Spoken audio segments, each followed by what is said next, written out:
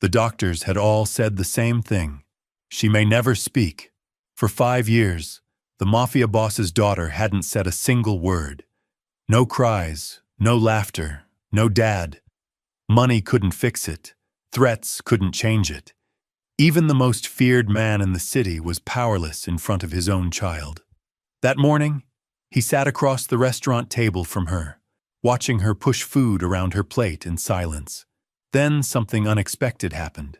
A waitress approached. Young, gentle, nervous. She knelt slightly to the child's level and smiled. "Would you like more juice, sweetheart?" The girl froze. Her small hands trembled. Her eyes widened. Then, slowly, she raised her arm, pointed, not at her father, at the waitress, and for the first time in her life, she spoke. "Mama." The restaurant went silent. The waitress dropped the tray. The Mafia boss stood up so fast his chair slammed backward, because that word wasn't just a miracle. It was a question that would tear open a past no one was prepared to face.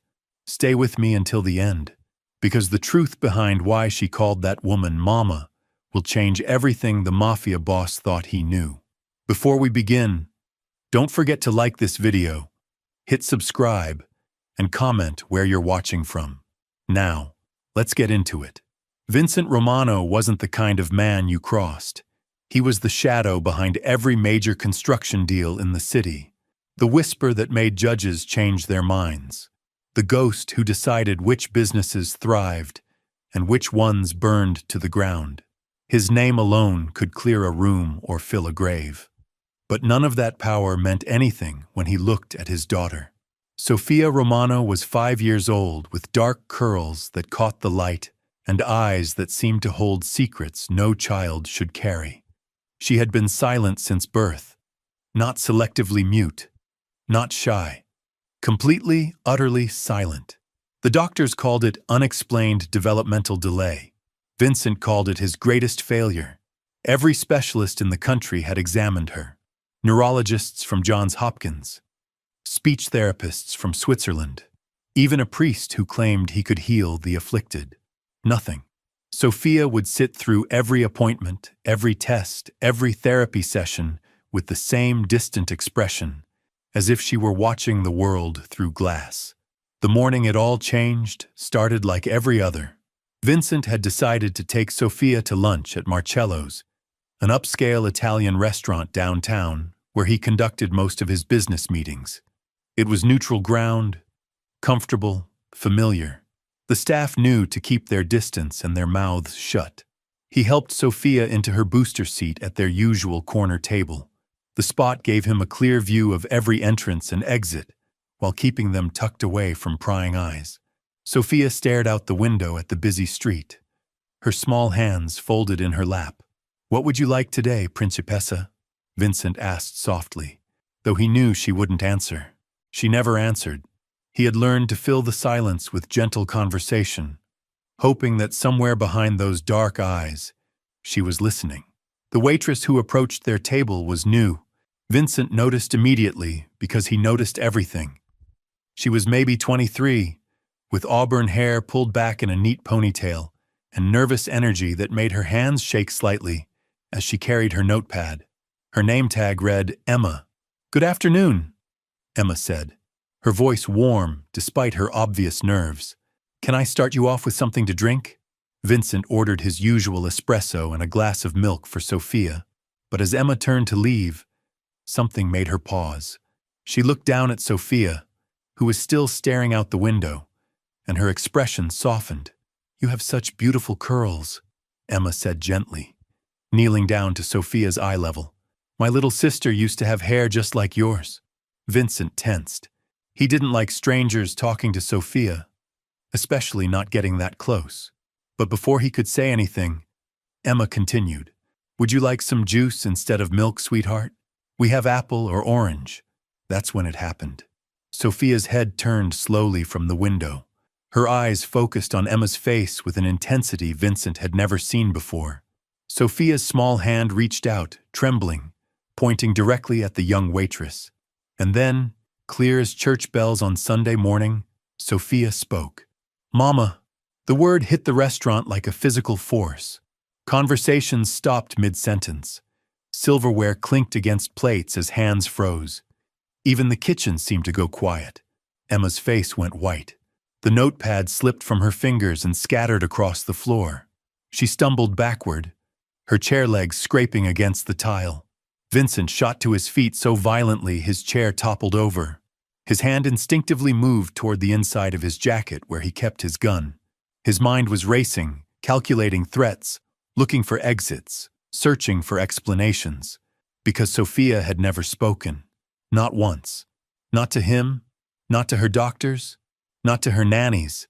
And now her first word, her first sound in 5 years of life, was calling a complete stranger, Mama.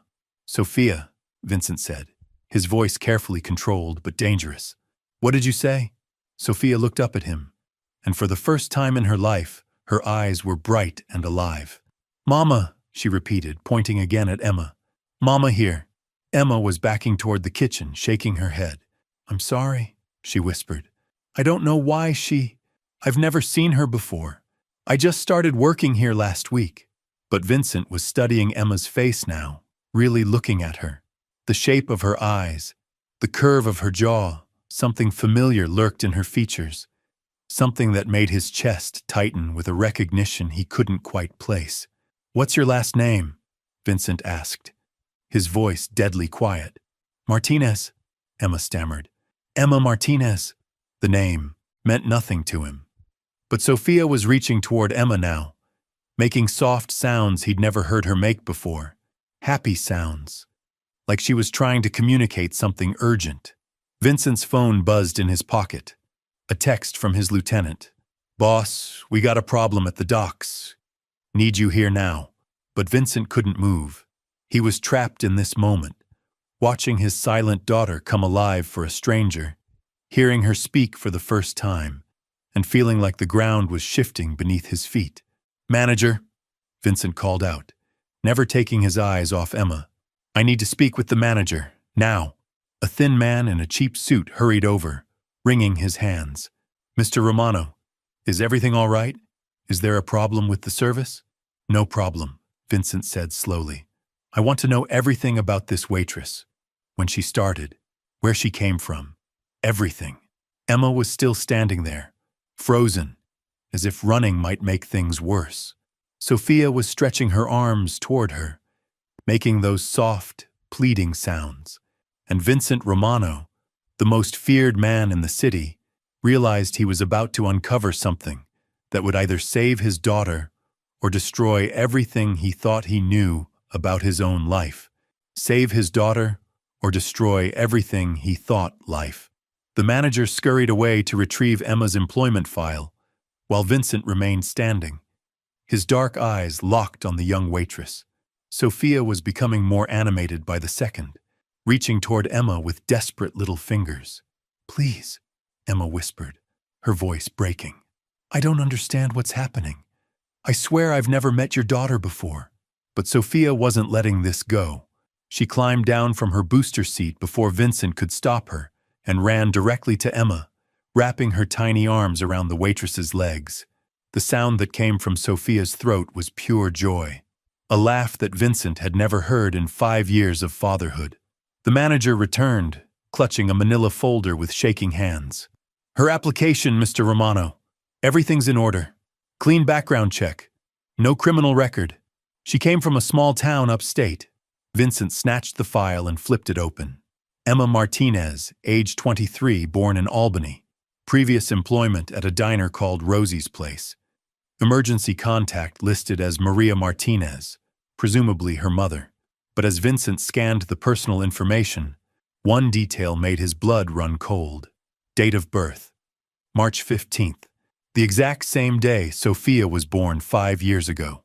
Where were you born? Vincent demanded, his voice cutting through the restaurant's nervous chatter. Emma looked confused, still trying to gently extract herself from Sophia's embrace. Albany General Hospital. Why does that matter? Vincent's mind was racing. Albany General. He remembered that hospital. 5 years ago, his wife Carmen had been visiting her sister upstate when she went into premature labor. They'd rushed her to Albany General in the middle of a snowstorm. The birth had been chaotic. Emergency procedures, complications that nearly cost them both their lives. "What time were you born?"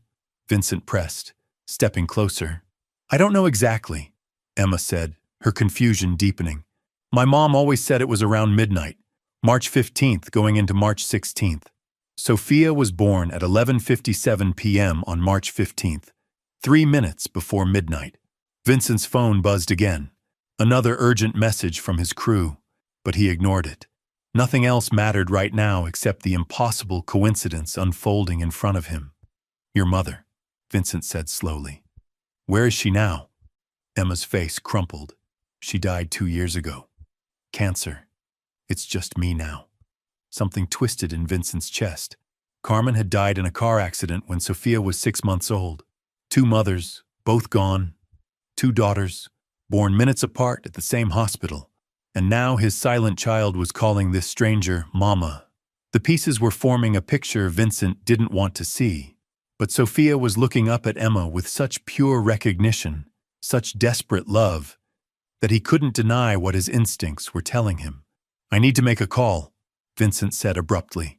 He pulled out his phone and dialed a number he hadn't used in years. Dr. Patricia Wells, the obstetrician who had delivered Sophia. "Dr. Wells, this is Vincent Romano. I need to ask you about the night my daughter was born." There was a long pause on the other end. "Mr. Romano, I'm not sure I should discuss patient confidentiality matters over the phone." "Doctor," Vincent's voice dropped to a dangerous whisper. "I'm standing in a restaurant where my 5-year-old daughter just spoke for the first time in her life. She called a complete stranger Mama. This stranger was born the same night as Sophia, at the same hospital, possibly within minutes of each other. Now you're going to tell me everything that happened that night, or I'm going to come to your office and we'll discuss it in person." Another pause. Then Dr. Wells sighed deeply. "There was a mix-up that night. A terrible snowstorm. The power went out twice. We had multiple emergency deliveries happening simultaneously. It was chaos." Vincent's grip on the phone tightened. "What kind of mix-up?" "The babies were taken to the nursery during the complications with both mothers. When the power came back on, there was confusion about which baby belonged to which family. The night nurse was new, overwhelmed." Vincent felt the world tilting beneath his feet. "Are you telling me that babies might have been switched?" "I'm telling you that it was a very difficult night, Mr. Romano, but we followed all protocols. We checked the identification bracelets before discharging the families. But if those bracelets had been mixed up during the power outage?" Silence on the other end told Vincent everything he needed to know. He ended the call and looked down at Sophia, who was still clinging to Emma, his daughter, the child he'd raised for 5 years.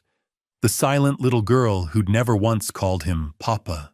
She was gazing up at Emma with recognition that went deeper than memory. It was cellular, instinctual. Emma was crying now, overwhelmed by the situation. "I don't understand any of this. Please, can I just go back to work?" "No," Vincent said quietly. "You can't. Because if his suspicions were correct, Emma wasn't just a waitress who'd stumbled into their lives. She was Sophia's biological sister, maybe even her twin. And that meant somewhere out there was another 5-year-old girl who might be Vincent's real daughter." The thought made his chest tighten with a mixture of rage and grief he wasn't prepared to handle. "We're leaving," Vincent announced, scooping Sophia up in his arms. To his amazement, she didn't resist. She reached over his shoulder toward Emma, making soft crying sounds. "Where are we going?" Emma asked, fear creeping into her voice. Vincent looked at her with eyes that had seen too much violence, too much betrayal, but were now filled with something else entirely. Desperate hope. "We're going to find out the truth," he said, "and you're coming with us." Because Vincent Romano was about to discover that the most dangerous enemy he'd ever faced wasn't a rival crime family or federal investigators. It was the possibility that everything he'd believed about his own life was a lie. Lie. The car ride to Vincent's estate was suffocating. Emma sat in the back seat between 2 of Vincent's men, her hands shaking as she stared out the window at the city blurring past. Sophia was in the front passenger seat, turned completely around to watch Emma with those intense dark eyes. Mama, Sophia whispered again, reaching her small hand toward the back seat. Mama, come. Each time Sophia said that word, Vincent's knuckles whitened on the steering wheel. 24 hours ago, he would have killed anyone who suggested his daughter wasn't really his. Now he was driving through the gates of his compound, with a waitress who might hold the key to everything. The Romano estate sprawled across 15 acres of manicured grounds, high walls topped with razor wire, guard towers disguised as garden features. To most people, it looked like paradise. To Vincent, it was a fortress protecting the only thing that mattered to him. This is where you live? Emma breathed as they pulled up the circular driveway. Vincent didn't answer. He was already on his phone, barking orders. Get me Dr. Reeves from the genetics lab. Tell him I need DNA testing done tonight. Emergency priority. Inside the mansion, Sophia refused to let go of Emma's hand. She led the confused waitress through rooms filled with priceless art and antique furniture, chattering in her newly discovered voice. Mama, see my room. Mama, see my toys. Vincent watched from the doorway as Sophia showed Emma her playroom. The little girl was more animated than he'd ever seen her. She was pulling toys from shelves, offering them to Emma, laughing when Emma smiled. She's never done this before, Vincent said quietly to his housekeeper, Mrs. Chen, who had raised Sophia since Carmen's death. Never shared her toys. Never wanted to show anyone anything. Mrs. Chen nodded. Her weathered face creased with concern. It's like she's waking up, Mr. Romano. Like she's been sleeping for 5 years and just opened her eyes. Dr. Reeves arrived within the hour. A nervous man in wire-rimmed glasses who specialized in private genetic testing for Vincent's organization. Usually, it was to confirm paternity for inheritance disputes or identify remains. This was different. I need to know if these two are related, Vincent said, gesturing to Sophia and Emma, who were now sitting on the floor building a tower with blocks. I need to know tonight. Sir, standard genetic testing takes at least 48 hours. Dr. Reeves stammered. Vincent's stare could have frozen blood. You'll find a way to make it faster. While they waited for the test results, Vincent made another call. This one to Marcus Chen, his most trusted investigator. If babies had been switched at Albany General, there would be records, witnesses, someone who knew the truth. I want you to find everyone who worked at Albany General Hospital on March 15th, 5 years ago, Vincent instructed. Nurses, doctors, orderlies, cleaning staff, everyone. And I want to know about every baby born that night. Emma was trying to process everything. She sat in Vincent's study, Sophia curled up asleep in her lap, while he worked the phones. The little girl had refused to be separated from her, clinging like Emma was a lifeline. This is insane, Emma whispered. You think we're sisters? That's impossible. My mother would have told me. Vincent looked up from his desk. Your mother died of cancer. What if she never knew? What if she raised you believing you were hers, just like I raised Sophia believing she was mine? But the resemblance, Emma protested. People say Sophia looks like you. People see what they expect to see, Vincent said grimly. But now that I'm really looking at you both together, the similarities are obvious. The eyes, the way you both scrunch your nose when you're thinking, the way you hold your left shoulder slightly higher than your right. Emma unconsciously straightened her posture. That doesn't prove anything. Vincent's phone buzzed. A text from Marcus. Found something. Nurse who worked that night lives in Queens. Patricia Gonzalez. She's been trying to reach Albany General for years about something that happened during the blackout. Hospital won't return her calls.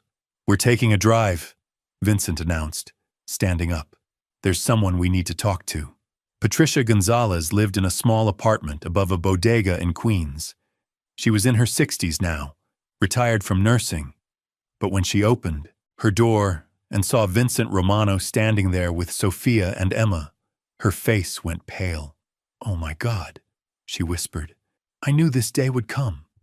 She let them into her cramped living room, her hands trembling as she made coffee nobody wanted. You were there that night, Vincent said. It wasn't a question. Patricia nodded. tears already forming in her eyes. Worst night of my career. The storm knocked out power twice. We had 4 emergency deliveries happening at once. 2 sets of premature twins, born within minutes of each other. Vincent felt his world shift. Twins. Your wife had complications during delivery, Patricia continued. She was hemorrhaging. We had to take the babies to the nursery immediately while the doctors worked to save her. The other mother, Maria Martinez, she was having similar problems. Emma gasped. That was my mother's name, Maria. Both sets of twins were in the nursery when the second blackout hit, Patricia said, her voice breaking. When the power came back on, the identification bracelets had fallen off. We had 4 newborns, 2 families, and no way to tell who belonged to whom. The room went silent except for the ticking of an old clock on the mantel. What did you do? Vincent asked, though he already knew he didn't want to hear the answer. Dr. Wells made the call, Patricia whispered. She said to match them by size and coloring. Your twins were both dark-haired like you. Maria's were lighter, more like her. So we assumed the dark-haired babies went to your family, and the light-haired ones went to Maria. Vincent looked at Sophia sleeping in Emma's arms, at Emma's auburn hair, at his daughter's dark curls. But we were wrong. I tried to tell Dr. Wells we should do blood tests, but she said it wasn't necessary. The families were being discharged. Your wife was stable. Maria Martinez was stable. Everyone wanted to go home. You said twins, Emma said quietly.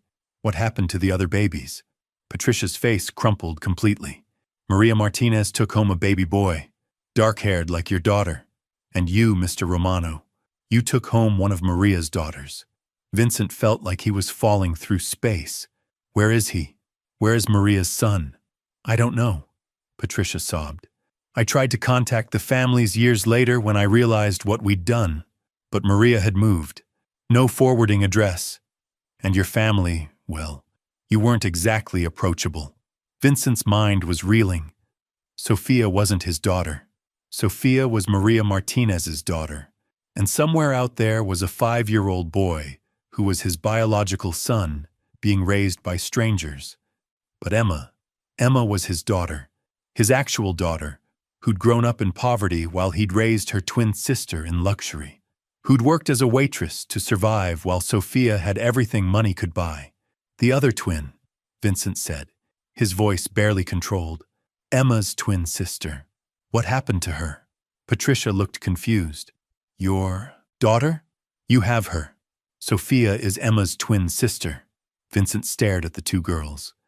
Sophia asleep in Emma's arms. Emma holding her with the natural protectiveness of a mother or a sister. They recognized each other, he realized.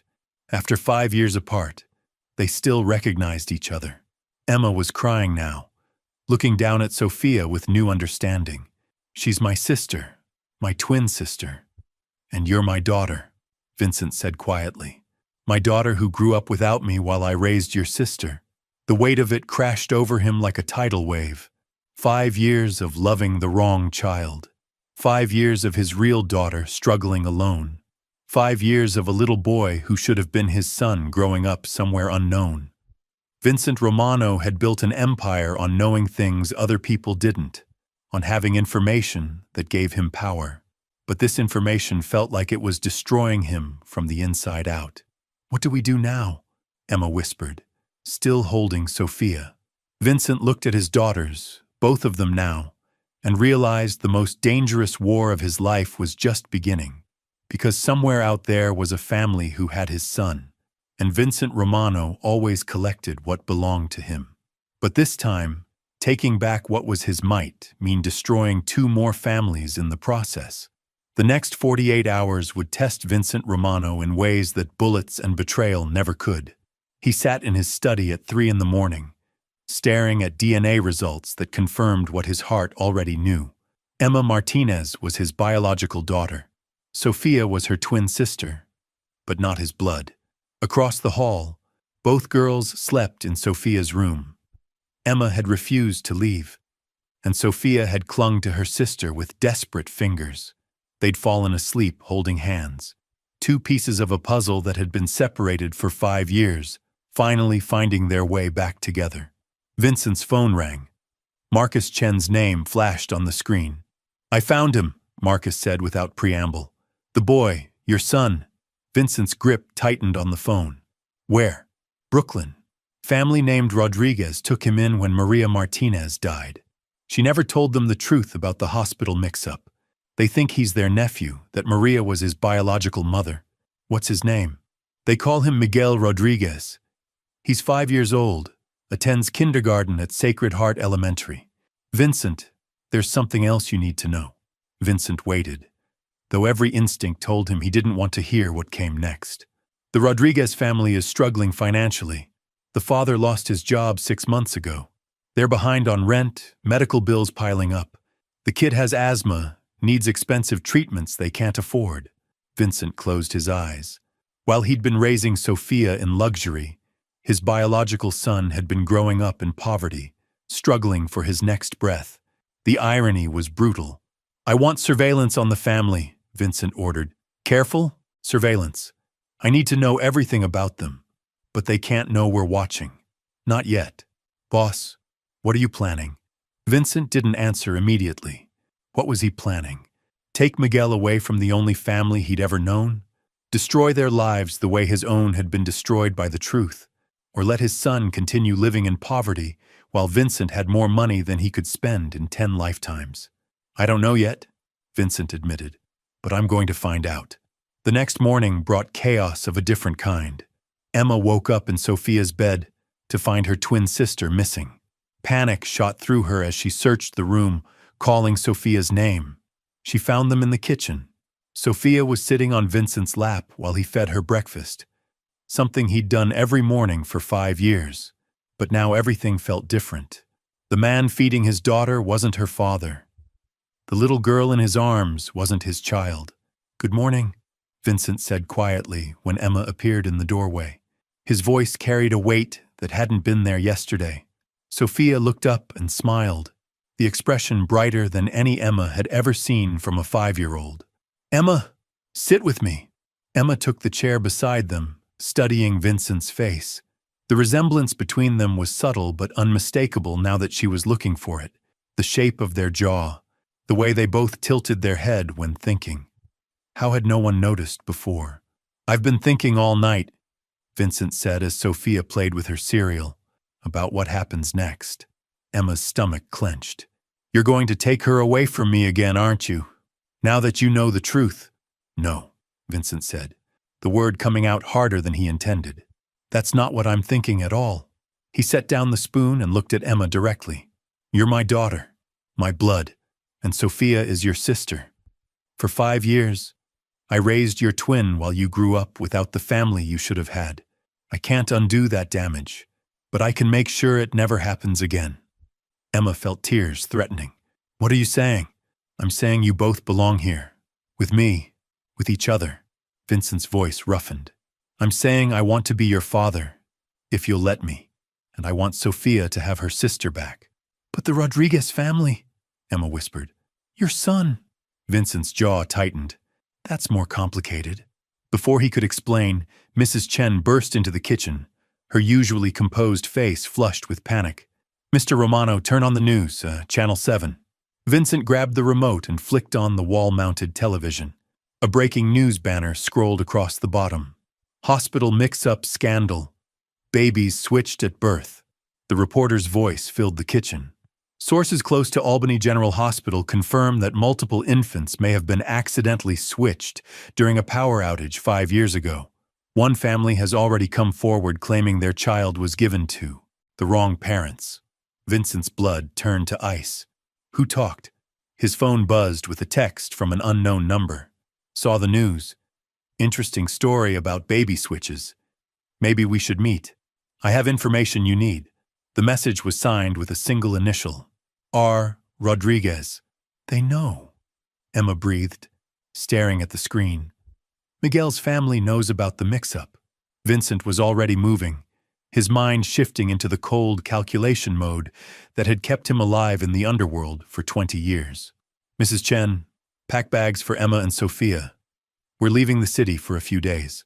"Where are we going?" Emma asked. Somewhere safe while I figure out how to handle this. Vincent was dialing his phone as he spoke.